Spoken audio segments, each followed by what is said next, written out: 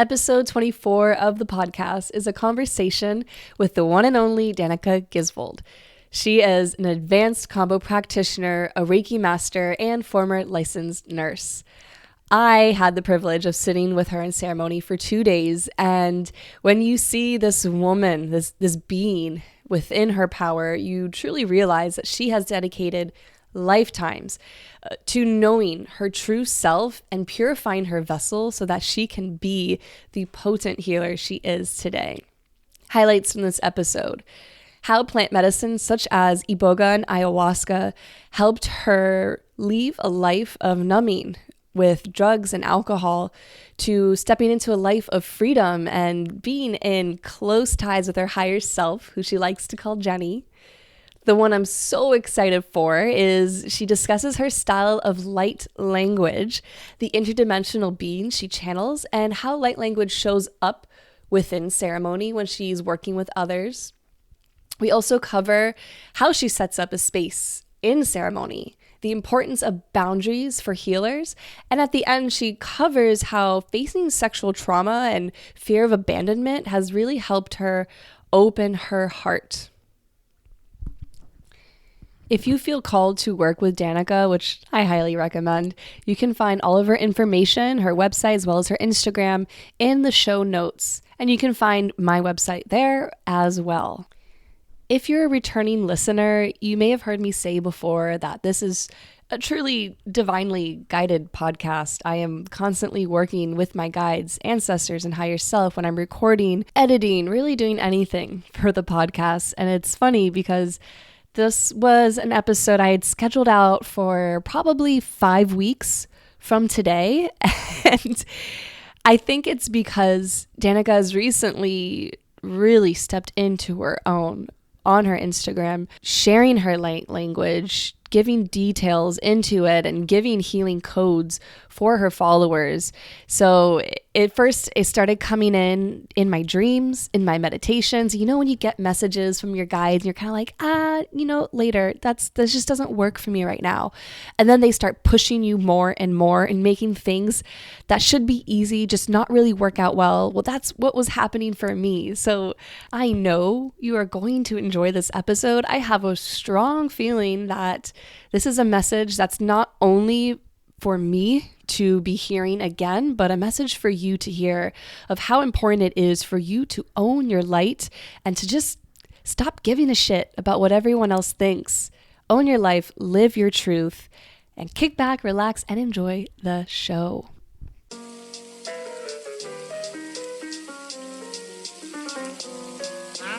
You are listening to the School of Whispers podcast. I'm your host, Stephanie, and this is my space to get real, open, and weird about my life experiences as a psychic, medium, energy healer, and student of Chinese medicine. On the show, I'll be sharing my healing journey and the concepts I've learned along the way, and I'll be having guests on talking about the same sort of thing. I am so happy you're here, and I hope this show leaves you feeling inspired and empowered to learn how to listen to the whispers of your own body and spirit. Let's get into the show.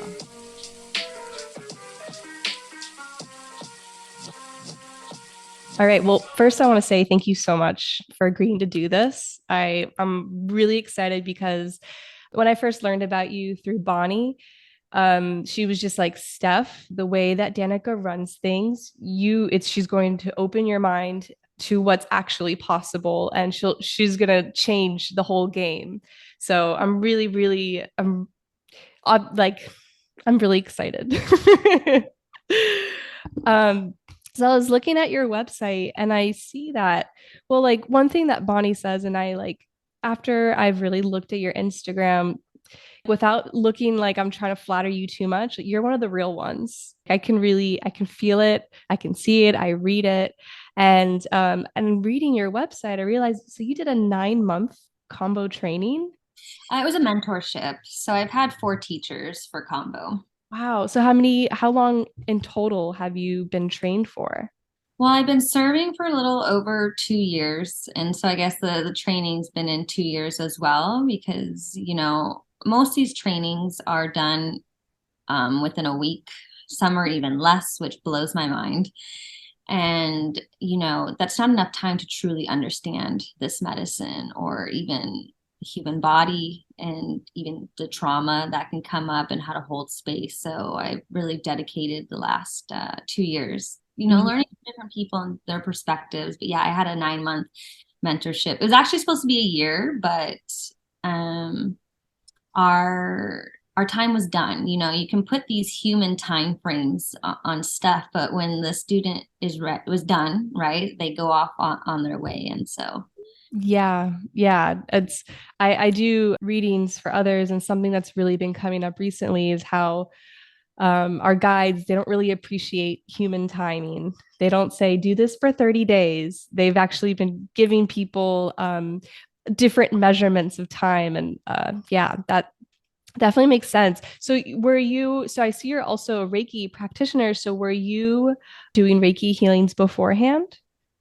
yeah, it's kind of where I started after my spiritual awakening with ayahuasca.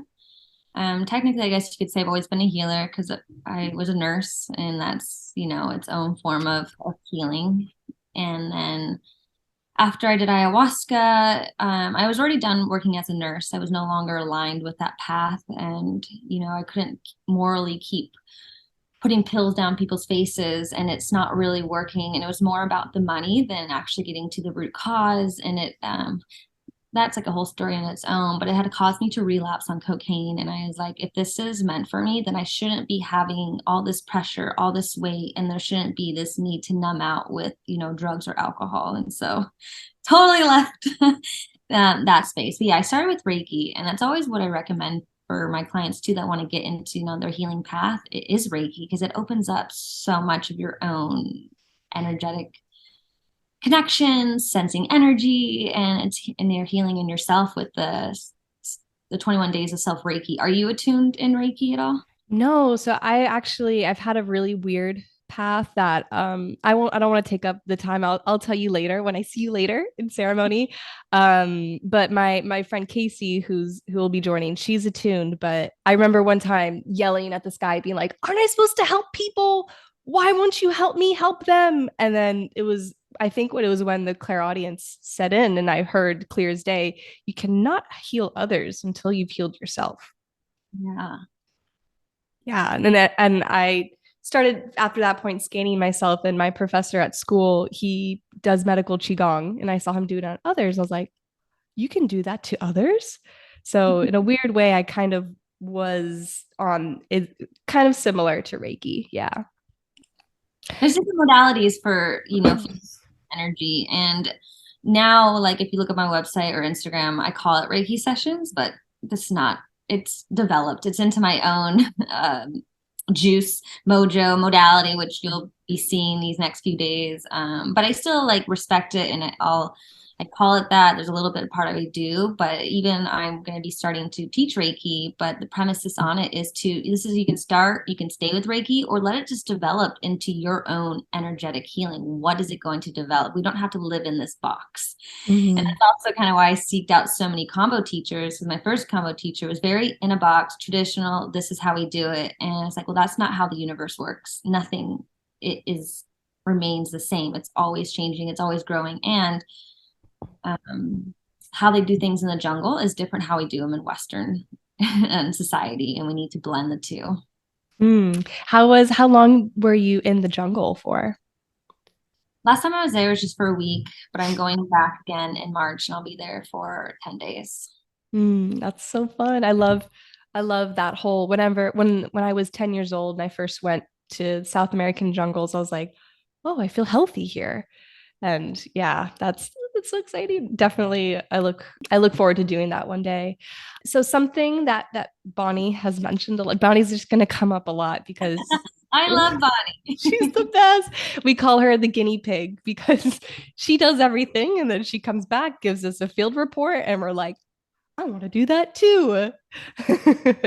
But yeah, no, she tells me you hold impeccable space, and your ability to tune in and to move around and do all of that. I'm assuming that's not really, is it something that's been taught to you, or is it something that you've developed from within? I always think things are this and so, it's both. In my own, healings, right? Watching other people hold space. And it's kind of like what you said, you can't really help people until you've helped yourself. And I've gone to so many retreats. I've been had space held to me by so many people. I've seen things, what works, what doesn't work. I've had some of the, are we allowed to curse? Yeah. Okay, I've had some of the shittiest space holding out there, and I've really learned how to hold space for myself. Mm. But even with my own gifts, I'm able to hold space for myself. But it's just, I guess, my gifts. So, like what Bonnie is talking about, which you'll get to see, is that I'm a channeler. And I don't really talk about this on my social media. It's not something I'm public about. So, your podcast is the first where I'm mentioning that.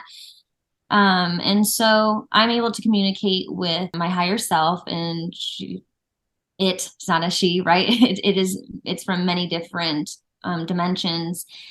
And I also channel the Pleiadians, Octarians, Lyrans, and Syrians, which these are all aspects of myself, but other ones that could come in. And so when I'm holding space, it's just being present, presence and loving. And then these energies will come in where you need assistance, right? Our higher selves, our souls are talking to one another. I'm just the conduit. And it's like, hey, come over there. It's time to maybe rip off an entity, or maybe there's some programming, or maybe I just need to send in so much love. And I haven't seen anyone that does what I do, but so there's that where I'm going with it. I'm learning with it. This channeling is a new gift that just came out about a little bit a year ago. It would always come out in my plant medicine journeys, but then one day I was just doing a group combo ceremony on men, and it just came out like that. So Were I'm you shocked?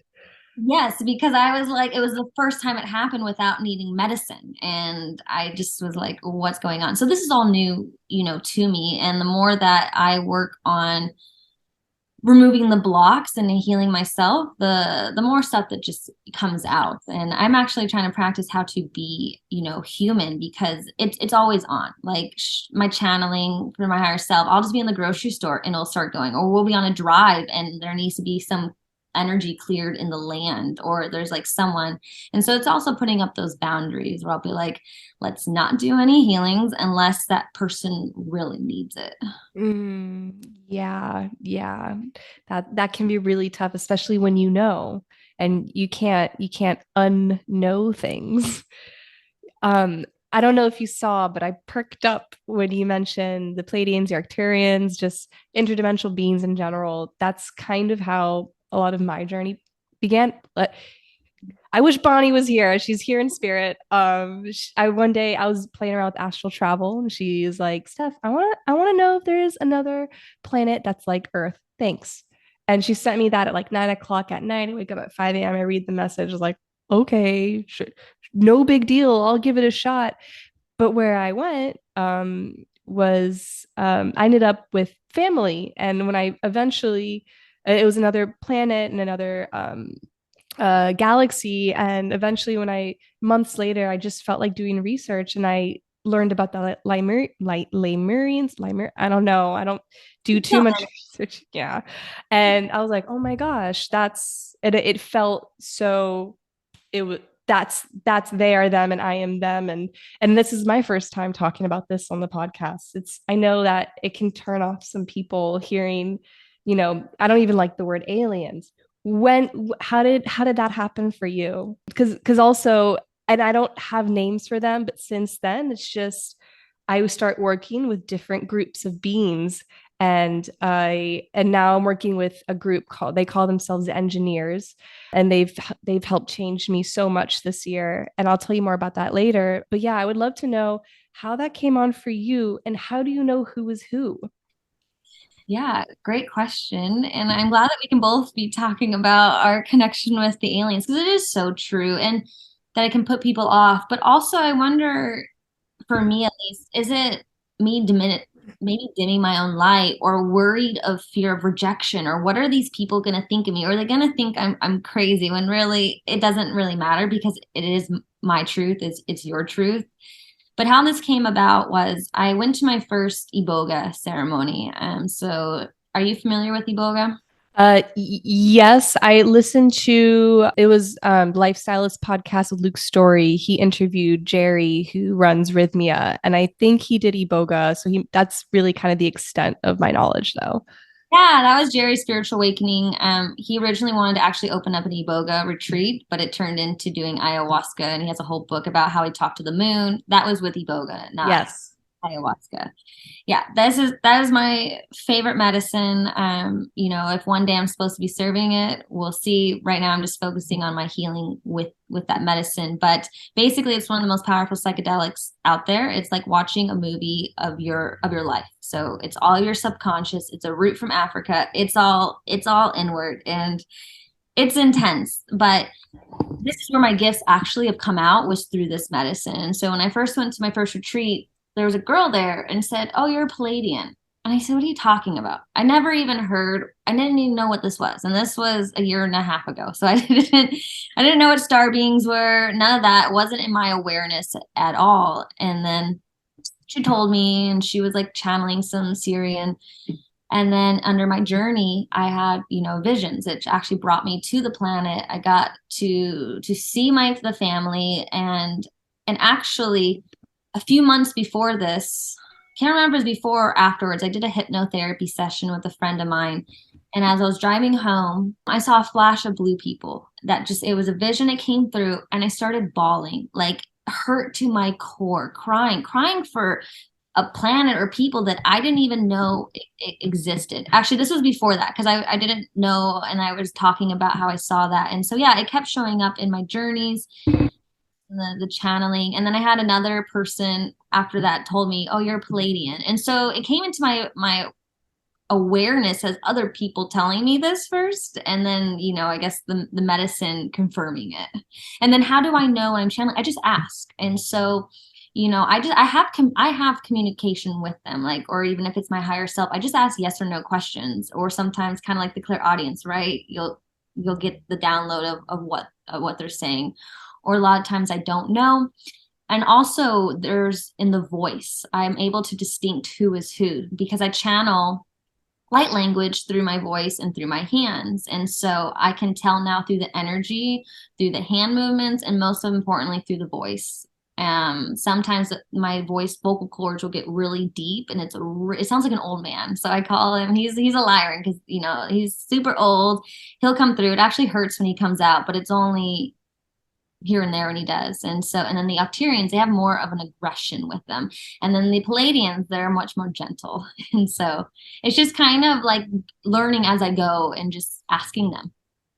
It's so interesting this world how there is no book. I mean, there are books, but not really. Like there really isn't a manuscript of like this is what happens next. Yeah, it really is a learning as you go sort of thing. Yeah. Have you ever had beings come in who weren't exactly benevolent or here for the highest good? I don't feel like that they've come through me. I mean, I have outer body beings on me, of course. Everybody does. I work with my clairvoyant teacher and healer, and this is what he does. He's clearing these outer body beings on me, and he's teaching me how. Well, it's not even touch. I can sense them. I know when they're on people. That's one of my gifts. I can sense when it's on someone's neck, behind their eye, where it's holding on, and I can take it off. Because also my higher self who I channel, she's not human, right? And so I have these things like they're called claws. And I actually have a painting in my room that you'll get to see that my friend, we did a meditation to call in my higher self, and these came out. But in my last Iboga ceremony in July, I got introduced to them. And so it rips out these entities. But they're nothing to be afraid of. They come in through our parents past lives, if you believe in that, and or just coming out. So let's say like if you're getting angry and you get really all this aggression, right? That could be an outer body being that's coming in and influencing you and playing off the energy and for whatever they're wanting to cause. And sometimes they're actually helping us out. And so I try to I'm careful who I talk to about this, even with clients, because maybe some people aren't ready to hear that, or maybe they'll associate them with demons. But I don't feel like, to answer that question more, that they've come out to work on people, but I know that I do have them that I work on with my psychic healer. Mm-hmm. But I don't think that there's any that are like coming in and doing it. I put down the boundaries, I cover myself up hardcore with these energetic boundaries. I don't know what the name of the shape is, but it basically looks like a soccer ball. And I put this soccer ball shape of love around me that one of my other clairvoyant healers has taught me. And only divine love and divine truth is able to enter. And I'm always working too with my clairvoyant teacher. We look into my channeling and he'll look to see what beings are trying to come in and he helps to clear it. And so I think it's always just like not being blinded to it. It's when you're have this responsibility of holding this much space and knowing what your gifts are, it's always checking in on it. What's coming through? What do I need to look at? And what are the energetic boundaries? Yes. Yeah. When you begin ceremony, how do you, because I understand for yourself, but how do you create it for the ceremonial space? Yeah. So I started the night before, and so like for you ladies, I started last night, preparing the space, but energetically, but it's really just my channeling and my light language. So even that soccer ball shape of love that I was telling you that I put on myself, I put that on the map. So everyone gets their own codes. I don't know where you're going to be sitting, but my higher self does. And so there's what I've learned through Reiki. There's what I've learned through my psychic teacher, Dave, that's his name. And then just doing my own gifts. So it's like it's just a whole routine. Of a lot of it is psychic. And of course, yes, there's sage and using sound, but this is like a whole deeper level. My energy healer teacher, it's something I really love that he's always said is, yes, you can use that, but you are also so much more powerful than that. Yeah. Creating grounding cords too. That's a big one. And so I put tons of grounding cords all over the room. And that's, like basically vortex is sucking it down into Mother Earth so she can transmute it. And then I create roses. And so because with energy, right, it has no form. And so I create a form of a rose. And then any unconsciousness that's leaving that I can't transmute, put it into that rose, I'll explode it. And that's another big part too, is that I transmute energy. I help you release, I help other people. And so as you'll get to see, that's kind of my space holding. And it looks like yawning, it looks like burping, or the light language. That's funny. I have a client. We do distal esoteric acupuncture protocols to help her get into a trance state. Usually it's to talk with her mom, and she's always yawning. And I've never seen anyone do that, but she would ask me, "What is that?" And I would say, "I mean, I guess maybe it's a purge. Is that what that is? You or I guess it's different for everyone. Um, but for you, is yawning a purge or is it just a It's a relief. trans a release? Yeah. Okay. Of course, I'll yawn in my own ceremonies and I can know, okay, that's like a way of releasing energy, but mostly through the transmuting of the energy, it will be like a yawn or like keep it right now. Yeah. We keep on saying yawn. But mostly it will come out in a burp. And I always say, I'm like, God, couldn't they pick something more elegant? But then coming out the other end, I'd rather be burping than, tooting. Yeah, that's true. That's very true. Yeah, actually, when my second ayahuasca ceremony, I was didn't realize till a couple hours in that I was helping others in the room transmute by having little head shakes and little whistles. And when I do healings for others, I hold back a lot. And I noticed since ayahuasca, it's almost like a song wants to come out of me, but I'm like, these people didn't come for my whole freak show. They just want a healing. So I hold back, and we'll talk about that more before ceremony. So I would going kind of on that vein. When it came out of you, I guess you were already kind of in this knowing. I imagine you sitting on a tree stump, and you're standing on the tree stump. You're like, my roots are connected. I'm not going anywhere. So I'm assuming you didn't really have a moment of, ooh, Danika, cut it out. Some people might not like this. You mean, I, yeah, right. I'm already wanting to go into like, well, who's to say what you're doing isn't a healing, right? They came for that healing, and we can go into what's the limiting belief or what's, the fear around shining and being our authentic selves. And of course, in the beginning, I used to over explain what I'm doing. I would try to say what it's going to look like, what it'll sound like, I would even maybe apologize. But I also work with a lot of people. This is their first step into their healing, especially with the combo. And so they're not introduced to any of this. But now I'm like, you know what? I don't care. I know who I'm working on, like truly accepting myself, knowing who I am, and it doesn't really matter what they think. And if they're uncomfortable, like that's something that they get to work through. And I'm holding that space. Let's work through that uncomfortability. What's coming up, because it's not personal. Hmm. Hmm. That's true. And so there's never a moment in any ceremony with anyone that I guess wouldn't be so key. Like has the demon thing. It's interesting you brought that up. That's been coming up a lot in the past year or so. This very human attachment and belief in demons. And I personally I don't believe in demons. I believe that humans create demons, if anything. But anyone I noticed that like religious people in the beginning, I just wanted to tell everyone and anyone, and I very quickly turned them off, and then I would never see that person again. Are there people that you ever hold back with, or you just when you're in ceremony, it all flows, you don't hold back the flow?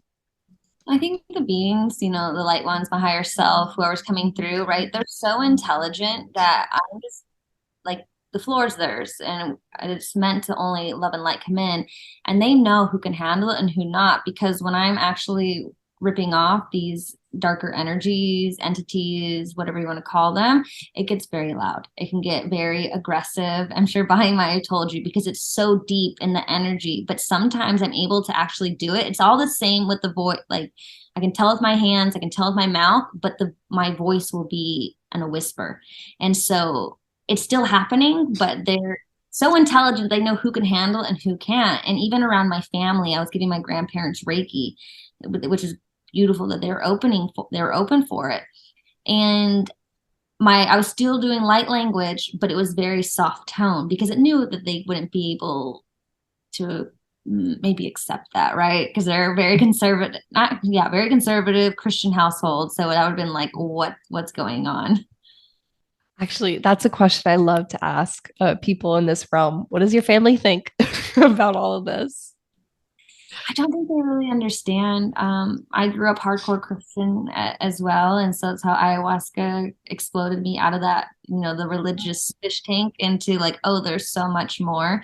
I used to teach young life in high school. I used to teach children's ministry. I wore a cross. Like I was deep into this religion. I even like told my husband before we got married, I don't think we should have sex anymore. We need to wait, and even trying to convert him because he was agnostic. So that's all that. But I just think that my mom is tapped in, but she doesn't know. She can feel auras because we had like a reconnecting back in August. She came to visit me. I hadn't seen her. She hasn't been to my house in like 6 years. And so it was very healing. And I was working on her. And then when she sat up and she was like, I can feel your aura. And I got to see, oh, you really are tapped in, as well. And I was doing my light language around her, and I think you see in her face like, oh, this is weird, and she would go like just joking, like trying to like repeat it. But my grandparents, they're elderly, they don't really know. I talked about the combo, the frog, but they don't really know my gifts because I don't really talk about it so much on like I said, I don't really talk about it on social media. So the only people that really know is if you're in my healing room, you're here with me, or even on my Instagram on my combo page, there's when I'm serving someone happy, there's a little bit. So, and it's not that I don't share it in fear of what they'll think. It's I have not gotten that call to be like, let me post it all over the internet. Right.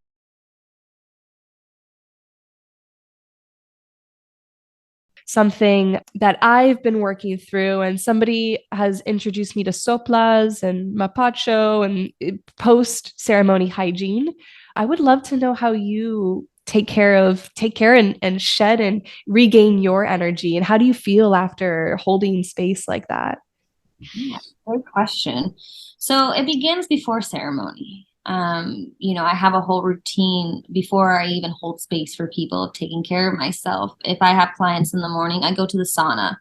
I have 2 hours before I go to work that I'm doing maybe some of my house chores, or is it meditation? Is it breath work? Is it dancing? Is it a walk in nature? But definitely, a sauna because I have to charge up before I even hold the space because that's a big part, making sure that I'm coming in with an overflowing cup, not a full cup, not an empty cup. Because if my cup is just full, then people are still taking from that. And so you want to be filling other people's cup from an overflowing one.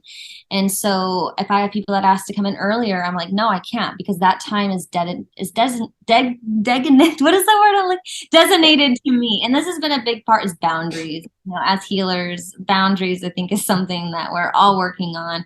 And it's not just boundaries with other people, it's boundaries with ourselves. It's 333, angel number. Hmm. They're speaking. And so, and then during the ceremony, this is a big part of not getting drained as well. I used to get really tired because I was picking up other people's stuff. And this is, you know, the whole boundary thing. And what I've come to realize is that my self-worth was being put into the outcome of what's happening. So let's say I really want someone to heal, which is not my responsibility. I'm just holding the space. But if I'm putting that, their outcome is going to dictate my self-worth. I'm worthy of this. I'm an incredible healer. Or the ego, oh, I did that, or I want it so bad, let me take on that energy. And so the more that I've worked on my self-worth and not having any attachment to the outcome, I don't get drained. And so, and then that leads into what's after ceremony, is that I'm not actually drained because I didn't pick up anything, but I still have the spiritual hygiene where I cleanse the room. I'll take an Epsom salt bath. Maybe I'll do some hot bay. I light language myself, or go be out in nature. I'll have days where I have maybe 6 or 7 clients, and I'm not feeling the drain from that, because like I said, when I'm channeling, I'm not taking my own energy. Right? It's coming directly from, I'm just the conduit, but that has to come with heavy boundaries, really grounding it and not having attachment, which takes time to develop this. What I'll get tired is because I'm at such a high frequency, it's coming back down to earth. Mm. That's where I will get tired. And usually it's once I'm coming down to this plane, that is what is making me tired. But it's not like the holding space, it's the radical shift. Being in that high channel state too. Okay, time to come back down to this plane. Yeah, I love that you called out 333 while discussing boundaries, and this whole answer was all about boundaries, because that has been is it indicator? It's what started it all for me. It's what enabled so much, and it's what I continuously struggle with. But without boundaries, there is no control in moving forward within this sort of world. When I was young, I had no boundaries. I wouldn't grow up with boundaries. When I had beings come in and I had no boundaries, I felt haunted, and it scared the living daylight out of me. And then when I had boundaries, all of a sudden things started making sense. And I could say, yes, please, no, thank you, so easily. But that being said, I still have so much more to go. But that's why I'm doing this work. That's why I'm shedding. That's why I'm shedding. While you're working on boundaries, water. That is my best friend. I love water. So in the summer, after I hold a lot of space, I'll go jump in the river, because that is just to have the moving of the energy, especially the crown. Like, I love to dunk my head in the water or a bathtub or the shower. That's the quickest way to clear energy. And then a good old Hape meditation. Hape he's the best. Speaking of crowns, how yeah, how does that feel? Or if for because this isn't, I don't do video. Danica has recently shaved her head, and it looks amazing for so many reasons. It feels amazing, I guess. That's more of the word I want to give it. If you don't mind briefly just like letting me know what brought you there, how it felt, and how it is right now. That's something I've always said. One day I'm going to shave my head. My hair is really, really, it's a thing, and people get angry with me when I discuss it. So yeah, I'm going to give you the floor, talking about your crown. Isn't it cute how people can get angry at what we want to do with our avatar, our body, as if it affects them in any way, shape, or possible? Yeah, I just freshly shaved it today, so I kind of do it every 3 or 4 days. Um, so why I shaved my head is that, we're talking about Iboga.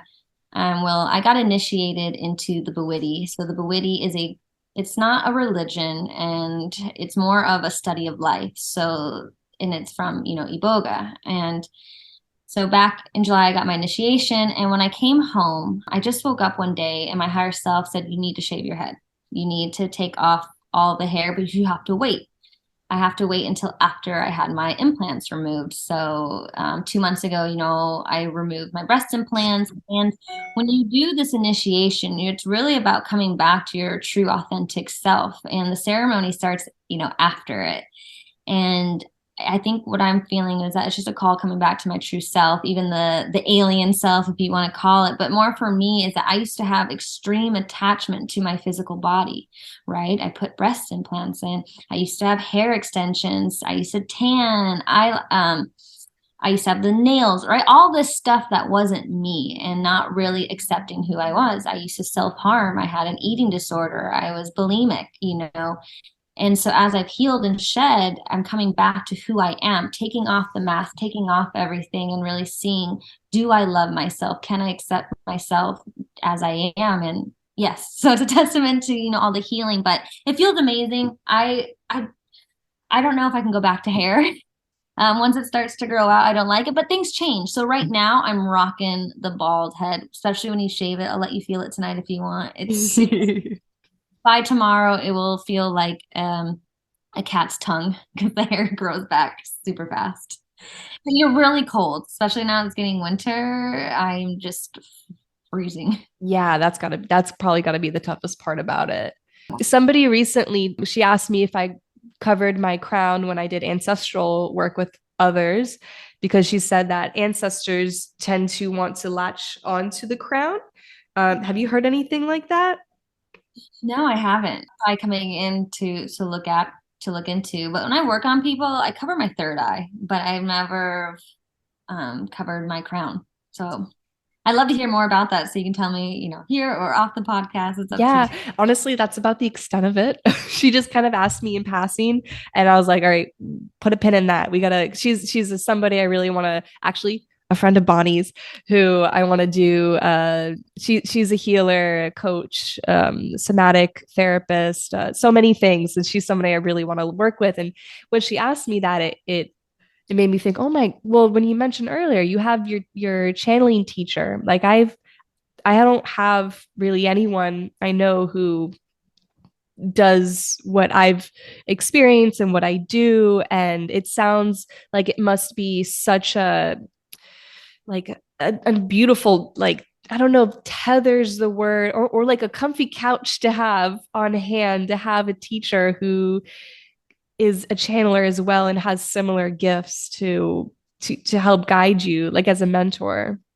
Well, he doesn't channel light beings, and so he's a clairvoyant. So, obviously he has his psychic abilities, but he doesn't do light language. He doesn't channel his hands. He doesn't do that. So he's a seer, right? So he can go in and see these things and help to clear what he calls matching pictures. And then I actually recommend all my clients to get readings with him, and he teaches this. So it's not like it's just special for me. Anyone can be learning what he does. But yeah, it does help to be able to go in and ask. And then even with the crown thing, I'm going to ask him about that. But what just came into me is that if I had poor energetic boundaries, of course these people could latch on. But if I am grounded and I'm having my boundaries and I'm putting those up, to me, I would think, well, how can they even come in to attach onto my crown? Because that would be poor spiritual hygiene if they were able to do that. Yeah. Would a cloth really do that? These things, it's energy. I don't really think like a cloth is gonna. And I think too, hearing you say that, just feeling into that some beings would have to be pretty dumb to, when your higher self is around, to want to mess around. Yeah. Well, even like my husband, he's a coach and he'll be doing stuff. I'll ask him, did you put up your protection and stuff? And he'll be like, oh no, I forgot. I'm like, yeah, I know, because I had to clear them. Clients coming in, I'm like, oh, okay, there's something. And yeah, but he's learning. That's awesome. So he's a little bit more down to earth Yeah. compared. Yeah. That's my husband too. He keeps me human. Last final questions for you. The first is, what is a food, especially considering, gosh, you've done the work. You're Yeah, it's really inspiring to see you as this. Food is my healer. I'm studying Chinese medicine, so it's herbs, food therapy. So that being said, what is a food that you have found incredibly healing for you on your journey? This is such a great question, and I really had to like think about that. And from what comes to my mind, I'm like, would water be considered a food? I You think know, so. almost, no way, because our water is so contaminated. When even here, I mean, anyone can do this. There's websites that you can log into your code and see what your tap water is in it.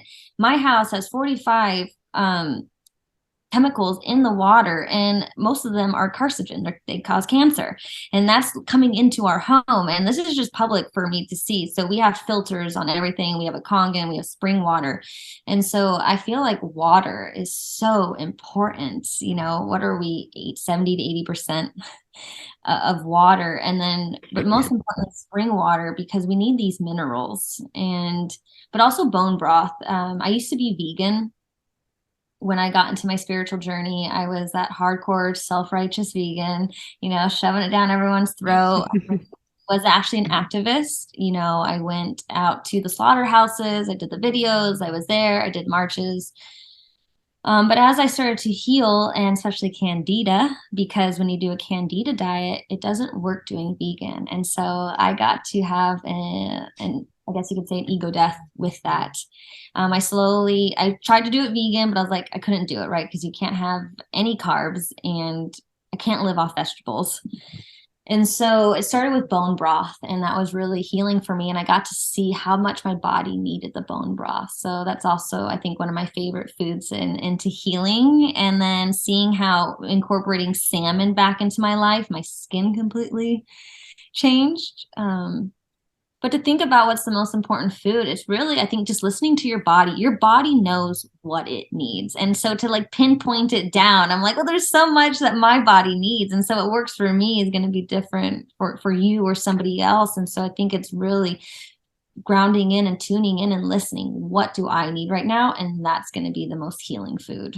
Yeah, that's so on point. It's so funny because a lot of people who I interview, they will say allowing myself to have steak and mashed potatoes the way my mom used to make me when I was younger, because I used to be vegetarian, and then now yeah, I had a lot of lessons on that over the past 2 or 3 years, and it's like what you eat doesn't necessarily make you more spiritual or more worthy. It's how you eat it. And like for us eating meat and seafood, I still don't eat pork. I don't eat, octopus. I'm very particular about what I will take, and it's from the farmers market, right? I just talk to the farmers and having that relationship and praying over it, and not just blindlessly eating it. Even when I'm in it, I'm actually, I could cry because it just really, because it really is a special like thing. And like, I love animals so much, and like, it does hurt me, but my body was falling apart, and especially with the candida overgrowth. And so really developing, thanking that chicken or thanking that bison. And because they're giving the gift of me to have a healthy body and energy, and that gift is going out through my channeling. And actually when I incorporated meat, my channeling got stronger because it grounds me. And so I'm just so appreciative for the gift that they're giving me. So then it goes out to everyone. So their life doesn't go unappreciated. Right. And I think it's so important to not bypass the unwilling gift of it and the suffering that did go behind it. Yeah, that's right before I eat.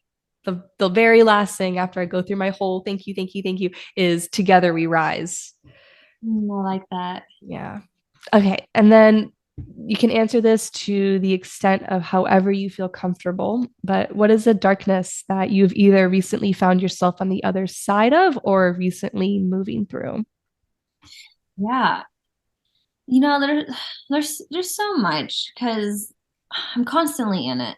When you're con- constantly in it, because as a space holder, right? The people that are coming to me, we usually have similar traumas, and it's actually a gift that I'm able to, your mirror, I'm able to go into. And as Dave, my clairvoyant teacher, would say, we have matching pictures, and I'm able to go into them. But something that I'm getting on the other side is my sexual trauma.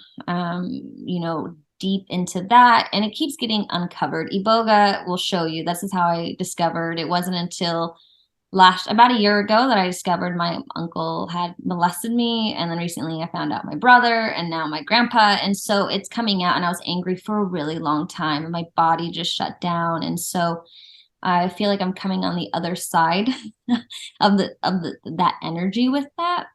And what I'm currently working on now is opening my heart, because when you've got so much sexual trauma that started as a baby and abandonment wounds, you build these walls to keep people out. And that was a big thing of why I took my implants out, that they were blocking my heart chakra.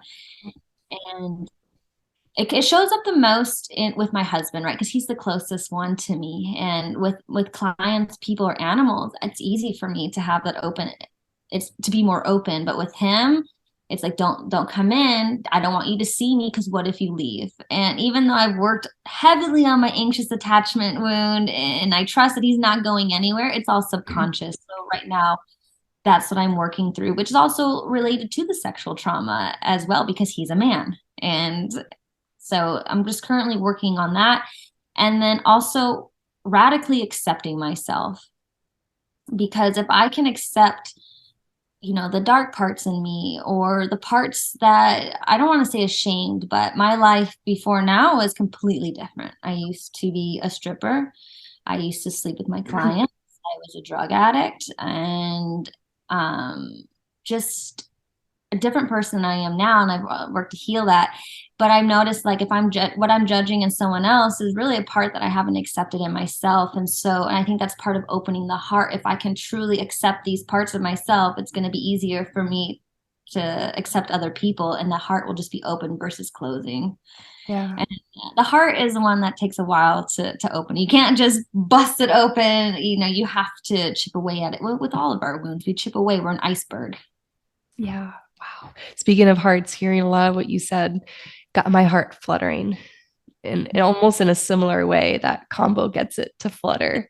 It's like rising to my throat. I'm like, oh, we're getting close to time. But oh my gosh. And it's so funny, like what you said, how you are a mirror for a lot of your clients. We're a We have a mirror for, lot. Well, yeah, we're a mirror for each other. yeah. Oh, yeah. That's yeah. But yeah, everything you said, we got a lot to talk about. And the biggest thing too is we're going to heal no matter what. This is a ceremony of life. You don't have to do all these ceremonies. It's just going to come, but we have the choice. Having a relationship is the biggest spiritual growth you can have if you choose to look at that, versus give me, I want, take, you need to do this to make me happy, versus you're giving me a gift right now. This trigger, this wound coming up, this is part of my spiritual development, where that I get to make opposite action. I get to choose, or you can just say, fuck it, I'm going to be human and go. I want to eat a pizza. Exactly. Yeah. Oh, I was gonna, my mind just wrapped up. Oh, but you can only take someone as far as you've met yourself. And so that's honestly what I really why I want to go deep into this, because we're here to heal and evolve. And it's not easy, this path. It's hard. I was in the car on Tuesday, bawling my eyes off, feeling into my heart pain. And because I've had body work and it was opening up, but I just like, you know what? I'm doing this for my daughter. I've met my kids' souls under Iboga. And so I'm doing it for them so they don't have to do it, but also knowing that they're going to come in with their own pain. And of course, they're going to come get stuff from me, their other lifetimes, but I don't want them to have to do this work. And I want to be able to hold space for other people. But most importantly, it's for myself. yeah. It's funny how you know them, but you don't know them, but you will do anything for them. Mm. Well, thank you for doing the work. Thank you for sharing so honestly and open-heartedly. It's so refreshing to hear you speak in the way you do. Is there any last parting message that you would like to share before we wrap it all up? Other than that, I'm just excited to hold space for you these next 2 days, and just, to see your light shine, and to see what needs attention and loving, and what's just going to come through. And I know I'm gonna learn so I've already learned a lot from you through this conversation, but I know just being in ceremony, and I'm so glad Casey's coming so I can bear witness rather than be in the middle of it. And just learn. I'm like a lifelong student, and I think you're going to be a very important teacher for me. Thank you so much for that. Thank you so much for listening to this week's episode of the School of Whispers podcast. If you enjoyed this episode, please be sure to leave me your review, to share with a friend, and to subscribe so you don't miss an episode. Again, if you would like to work with Danika, you can find all your information in the show notes. If you'd like to work with me, you can find my website in the show notes as well. And I'm so glad you're here. I'll be feeling your energy next week.